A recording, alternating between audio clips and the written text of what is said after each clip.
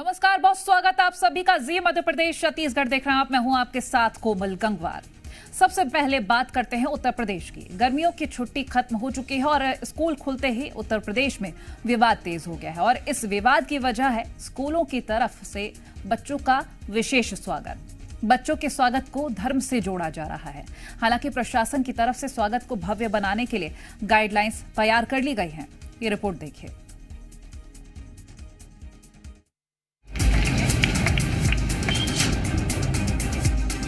तस्वीरें यूपी के अलग अलग सरकारी स्कूलों की हैं, जहां कल कुछ इस अंदाज में स्कूल पहुंचे नौनिहालों का स्वागत किया गया। बच्चों के स्वागत में रंगोली बनाई गई, बच्चों को टीका लगाया गया, माला पहनाई गई, चॉकलेट और टॉफी दी गई, क्योंकि करीब 1.5 महीने की लंबी छुट्टी के बाद बच्चों के कदम स्कूल परिसर में पड़े थे।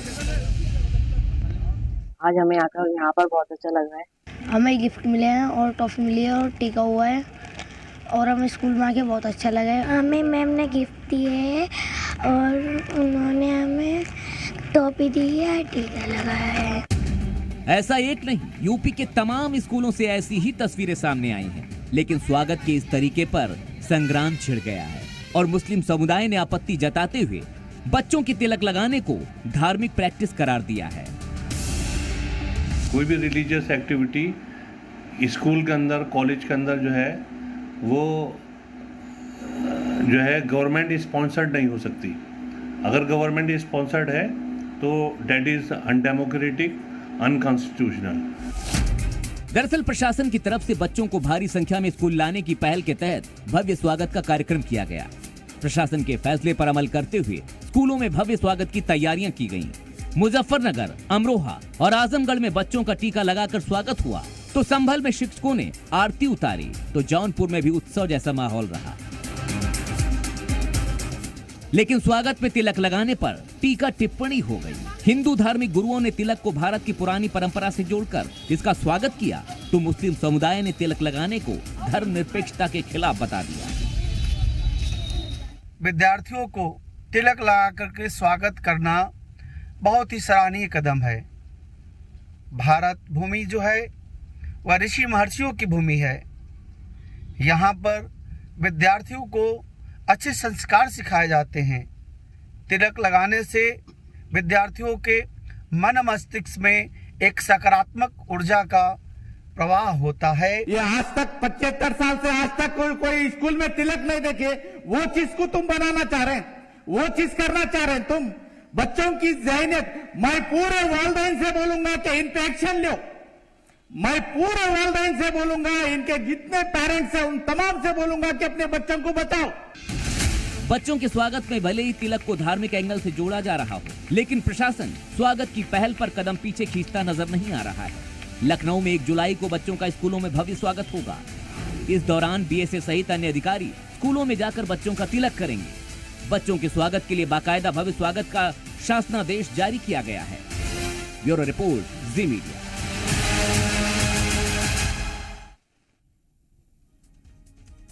चलिए अब बात करते हैं बीजेपी की उस स्पेशल रिपोर्ट की, जिसमें इस बात का खुलासा हो चुका है कि लोकसभा चुनाव में पार्टी का प्रदर्शन खराब क्यों रहा। और अब सवाल यह है कि बीजेपी की फाइनल रिपोर्ट के बाद वो कौन कौन लोग हैं जो पार्टी के सीधे रडार पर होंगे। ये रिपोर्ट देखिए।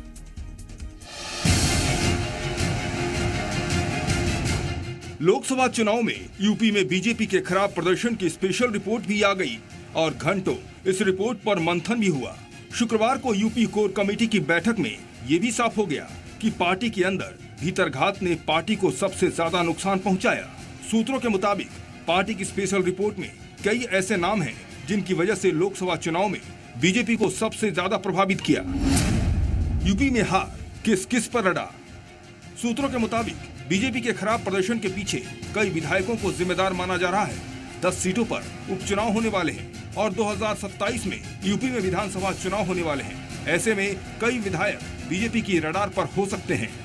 रिपोर्ट में भीतरघातियों का जिक्र किया गया है, जिनके ऊपर कार्रवाई होना तय माना जा रहा है।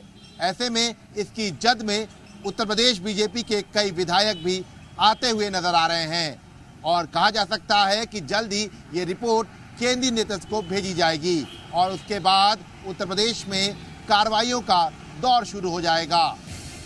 इससे पहले बीजेपी की कोर कमेटी की बैठक में ऐसी कई बातें हैं जिसका जिक्र हुआ। सूत्रों के मुताबिक इसके अलावा और भी कई बातें हैं जिनका जिक्र है।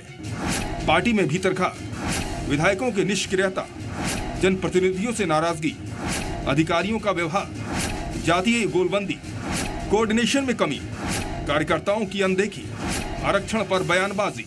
बातचीत हम लोग कर रहे हैं आपस में, और बातचीत करके जो जो विषय समीक्षा में आए वो केंद्रीय पार्टी को हम लोग अवगत कराएं। बीजेपी कोर कमेटी की बैठक में बीजेपी के हार के कारणों की समीक्षा रिपोर्ट को रखा गया। माना जा रहा है कि इस रिपोर्ट में जहां अधिकारियों के रवैये का जिक्र है, तो वहीं पर दूसरी तरफ दलित और भीतरघात जैसे मुद्दों का भी जिक्र किया गया है। यूपी में पार्टी के खराब प्रदर्शन के लिए भूपेंद्र सिंह चौधरी और धर्मपाल सिंह समेत 17 पदाधिकारियों ने रिपोर्ट तैयार की है। अब इस फाइनल रिपोर्ट को आला कमान को भेजा जा रहा है। विशाल रघुवंशी, जी मीडिया। अब खबर अयोध्या से, जहां रामलला की पूजा पाठ के लिए अब पुजारियों की संख्या बढ़ाई जाएगी। इन पुजारियों को बाकायदा इसके लिए 6 महीनों तक ट्रेनिंग दी गई है और साथ ही मंदिर परिसर में इनके लिए कई प्रोटोकॉल भी जारी किए गए हैं। इसी पर यह स्पेशल रिपोर्ट देखिए।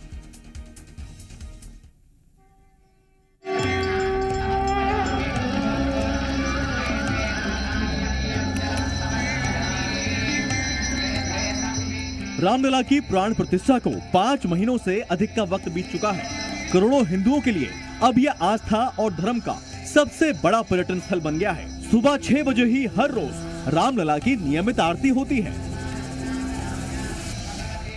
जिसके बाद श्रृंगार और बाकी पूजा पाठ का कार्यक्रम होता है। इन सभी कामकाज की जिम्मेदारी रामलला मंदिर के 5 स्थायी पुजारियों पर होती है। अब 1 जुलाई से ये काम 25 पुजारियों के जिम्मे होगा। इसके लिए श्री राम जन्मभूमि तीर्थ क्षेत्र की ओर से 20 पुजारियों की ट्रेनिंग पूरी हो गई है और इन सभी पुजारियों को अब रामलला की सेवा में समायोजित किया जाएगा। इसकी जानकारी पुजारियों को दे दी गई है।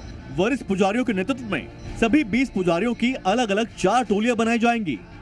ट्रस्ट के तमाम सदस्य यहाँ पर पहुँच रहे हैं और इस जो है समिति के जो सदस्य भी हैं उस बैठक में मौजूद होंगे। लगभग 20 आचार्यों को जो है प्रशिक्षित किया गया था, जिन्हें अब रामलला के पूजन पद्धति सेवा में जो है सेवाओं देने के लिए नियुक्त किया जाएगा और उन्हें नियुक्ति पत्र भी दिया जाएगा।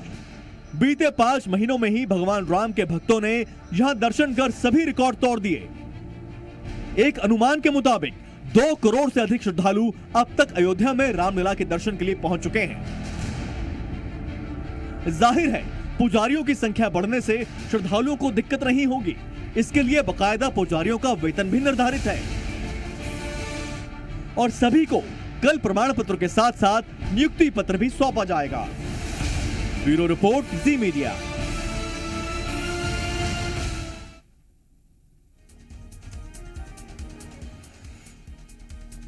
आप में से बहुत सारे लोग रामलला के दर्शन करने भव्य अयोध्या नगरी गए होंगे, या फिर आप भव्य राम मंदिर और अयोध्या के विकास की तस्वीरों को देख भी चुके होंगे। आपने इनकी सराहना की होगी और आपके मन में यहां आने का विचार भी होगा। लेकिन पहली बारिश से ही रामनगरी की भव्यता को नुकसान हुआ है। यहां के विकास कार्यों से छलावा हुआ है। अब इस पर उत्तर प्रदेश के मुख्यमंत्री योगी आदित्यनाथ ने सख्त एक्शन भी लिया है और अब वक्त आ गया है कि अयोध्या धाम की खूबसूरती पर धब्बा लगाने वालों को चिन्हित किया जाए। ये रिपोर्ट देखिए।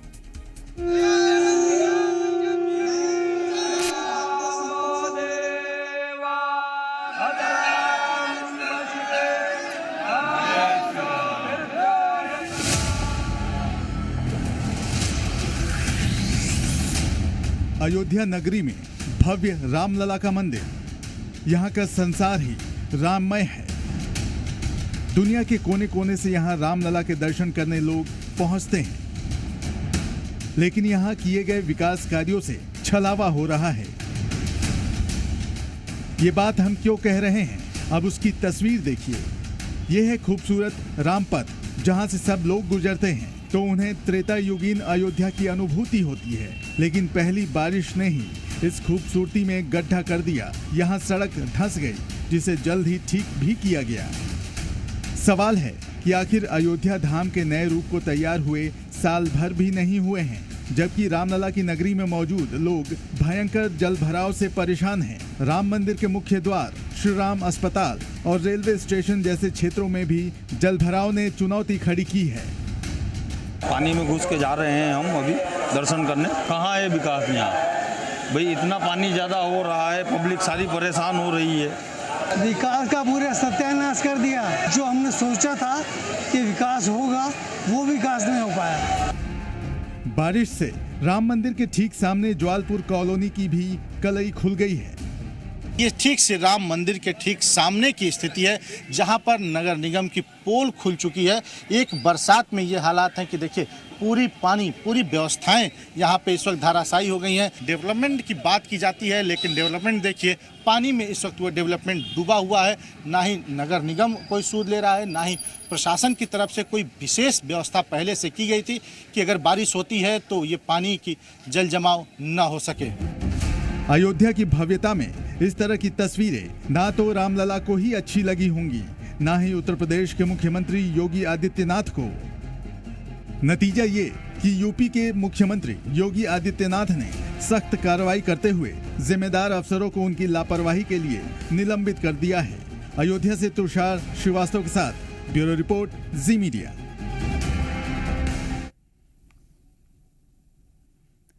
क्या उत्तर प्रदेश की सियासत में अब जाति पर जंग शुरू होने वाली है?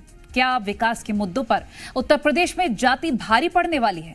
ये चर्चा केंद्रीय मंत्री अनुप्रिया पटेल के आरोपों पर छिड़ी है। वो आरोप जो चिट्ठी की शक्ल में उन्होंने उत्तर प्रदेश के सीएम योगी आदित्यनाथ तक पहुंचाए हैं, और उन्होंने आरोप लगाया था कि यूपी में पिछड़ी और अति पिछड़ी जातियों के साथ नौकरी में भेदभाव हो रहा है। सवाल पूछा और पूछना भी चाहिए, लेकिन अभी क्यों, और आखिर इसके पीछे की वजह क्या है? इस स्पेशल रिपोर्ट में देखिए।